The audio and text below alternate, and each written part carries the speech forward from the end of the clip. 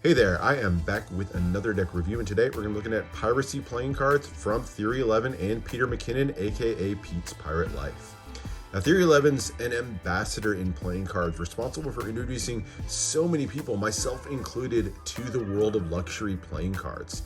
Over the years, they've done that with highly accessible price points, most of the decks in that $10 range, and working with cultural icons that are familiar to people everywhere, not just those in the collecting world.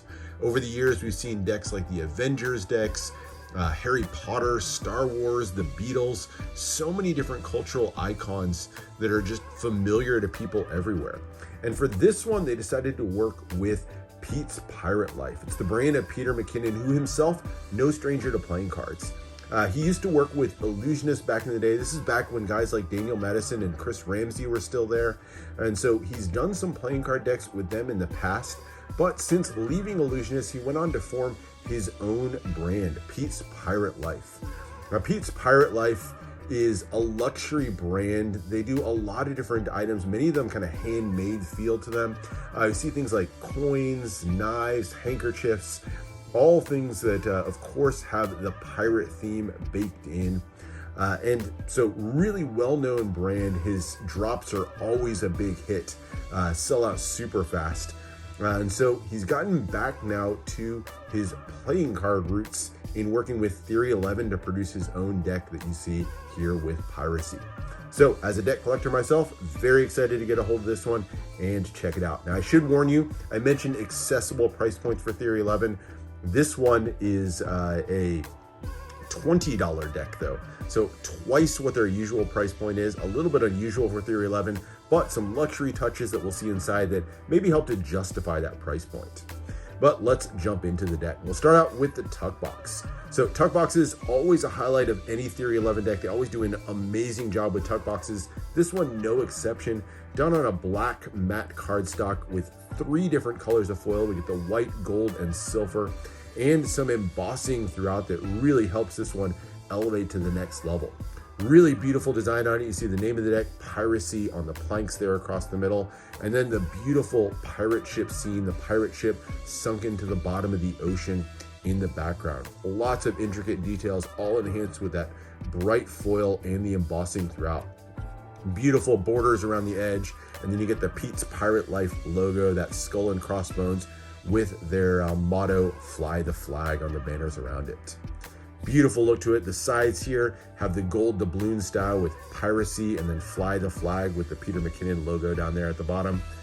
Other side, Piracy playing cards with the Theory11 logo. Just some ad copy here at the bottom for Theory11. Of course, has Fly the Flag once more. And then the top has those twisted ropes with the luxury playing cards and the mention of Peter McKinnon there. Back has a foiled and embossed version of the back design of the cards, again done in multiple colors of foil. Beautiful look to it. We'll look more at those details in a second. And then finishes out with a nice shiny gold tuck seal here emblazoned with the Pete's Pirate Life logo. Opening up the inner flap, another look at the Pete's Pirate Life emblem there. And then some really nice interior foiling as well. Nice little extra that you get with a lot of Theory11 decks. This one featuring a pirate's map all the way down the tuck box. So really cool little extra. You get that gold foil inside. All makes for a beautiful luxury feeling tuck case. Like I said, Theory11 always does a great job, and they really knocked it out of the park on this one. But let's look at the cards. Luxury does not stop with the tuck box, and you'll see it right off as we look at the back design. You can see the foil right off the bat. Back design is done in 2 different colors of hot stamp foil. You get the gold and the silver combines to form a nice, beautiful image with lots of depth to it. Lots going on in this one. You get the compass rose there in the center with the one-way element, the Pete's Pirate Life logo there in the center. The banners with Piracy playing cards. Definitely could have done without the banners. Don't love words on the back design of cards. And then this little kind of wavy rope design that contains the scene inside of it. So you get the pirate ships in the corner, and then the underwater scenes complete with skulls and treasures and tentacles rising all the way around the edges. Really nicely done. I love the mixture of the 2 different colors of foil. Now, the one thing I will call out is there's a couple of execution flaws that I think are more a function of the hot stamping process that was used on this one. Now I'll get in close where you can see a little bit of it. So one reality of hot stamping is you get a little bit of bleed with the foil. And that means that some of the really detailed areas, you'll see little areas like, look at the dots here in the center, where you'll see some of the gold foil just sort of goes over where it's supposed to. It makes it hard to pop out some of those details, and you'll see little examples of it everywhere. And then the second thing, look here at this circle. You'll see how the silver skull there is not quite centered in the circle, and I think that's a function of the two-step process. So the gold and silver are stamped separately, and sometimes if the plates aren't perfectly aligned, you'll get areas where the silver doesn't perfectly align with where it's supposed to be. So a couple of different execution flaws, but an impressive back design nonetheless. Finishes out with that thin poker border, and you can see this is not quite a true white, but instead kind of a cream color. You can see that a little bit better as we turn to the faces of the cards and take a look at the jokers. So again, that cream colored card, and then foil on the faces of the cards as well. So nice shiny foil, and again using two different colors of foil. The two identical jokers just feature Piracy playing cards at the bottom, and then the image of a skull with the Fly the Flag banner sticking out of the top. Really cool look to it overall, and again you'll see the hits of silver there in the background mixing with the gold to form the design. Joker in the corners in a nice calligraphy font. I do like the font that they chose on there. Really nice and fitting with the pirate theme. So there's your two jokers, and then you get two ad cards. So Theory11 tends to do double ad cards rather than doing like a gaff card, like a double backer. Wish they go to double backers, but the two ad cards are really nice and could function as like a third and a fourth joker. So you get the Piracy playing cards with the skull and crossbones Fly the Flag logo there on one, and then the other one done in kind of the style of a pirate coin with that Pete's Pirate Life logo there in the center. So nice pair of ad cards, or I guess I'll call them third and fourth jokers. Now all four aces are impressive, so no one power ace. You can see they're all pretty equal, and they all feature the pip in the center of a really large and ornate foiled coin. Really cool look to it overall. You can see the giant spade pip with the Pete's Pirate Life logo there in the center, and then lots of beautiful details. Again, kind of muddied by the quality of the foil, but still a really cool and impressive look overall. Ace of spades written on the sides of the coin there, and all four of the coins equally impressive. So you'll see the red hits on the red cards. I love how that red and the gold pop out on this one. This one has the kind of tentacles riding around. There's your club pip, is the anchor there at the top, and then the heart pip with a mermaid off to the side there. Another really cool one. So love the look of the aces. Very impressive look to them overall. Love how large they are. And again, really nice use of the font there on the pip and index in the corner.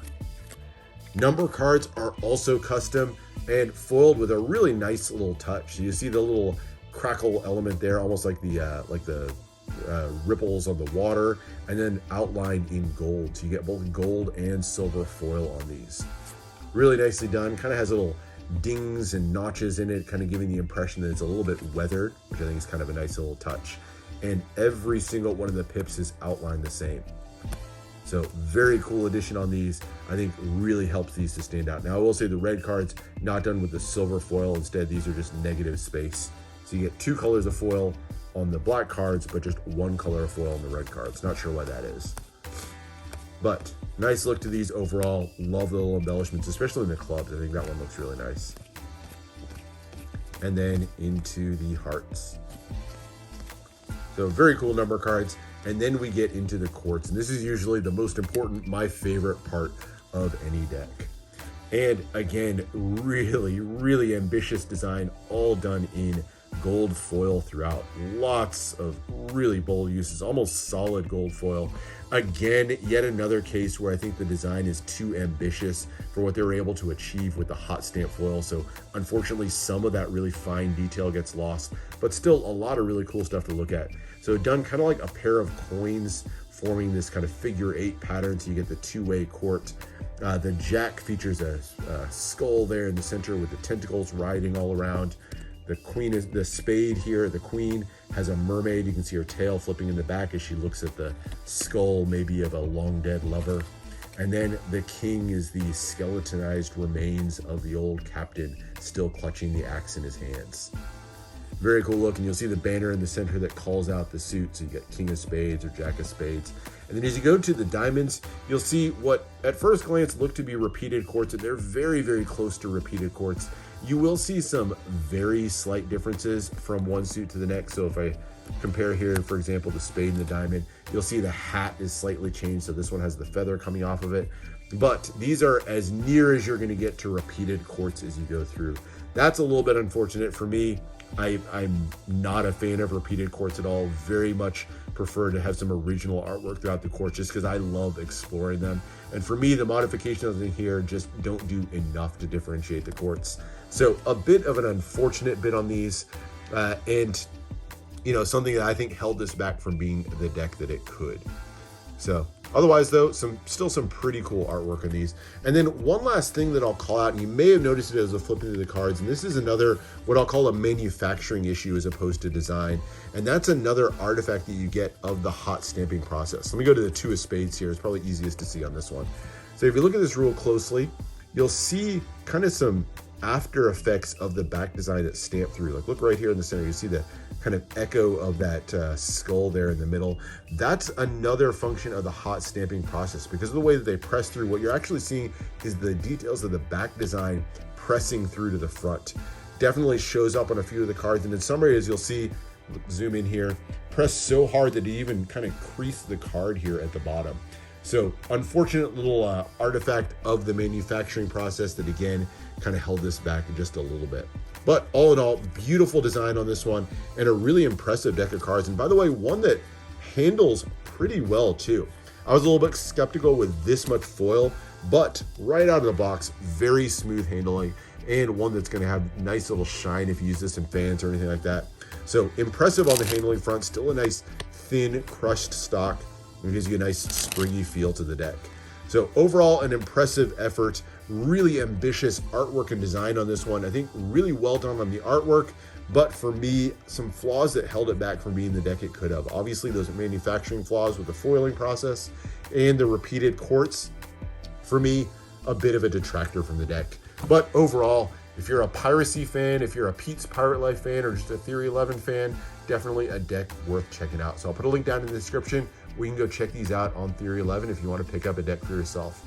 But anyway, that's it for now. Hope you enjoyed. Make sure to subscribe for more deck reviews, more unboxings. Let me know what else you want to see. And I'll see you for the next one. Fly the flag.